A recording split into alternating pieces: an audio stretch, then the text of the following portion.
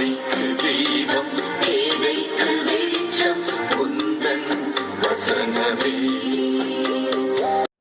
Praise the Lord. இன்றைய நாள் தியானத்திற்காக 2 சாமுவேல் 3ஆம் அதிகாரம் 39ஆம் வசனம்.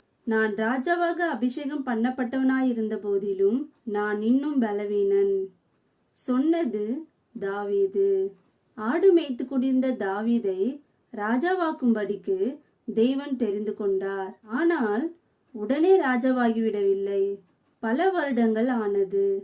அதற்குட்பட்ட நாட்களில் பலவிதமான போராட்டங்கள், உபத்திரவம், கண்ணீர், பாடுகளின் வழியே போனாலும் முடிவில் தேவனுடைய திட்டத்தின்படி ராஜாவானார்.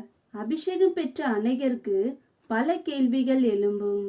நான் ரட்சிக்கப்பட்டேன், அபிஷேகம் பண்ணப்பட்டு விட்டேன், பின்னும் ஏன் என் வாழ்வில் குறைவு, இழப்பு, பாடுகள் என நினைக்கலாம். நாம் இருப்பது தேவனுடைய வார்த்தை கீழ்ப்படியாமல் போன ஆதாமினால் வந்த சாபத்தின் பூமியில்தான் இருக்கிறோம். எனவே உலகத்தில் உபத்திரவங்கள் வரலாம், ஆனால் தேவன் கூட இருந்து நடத்தி செல்வார்.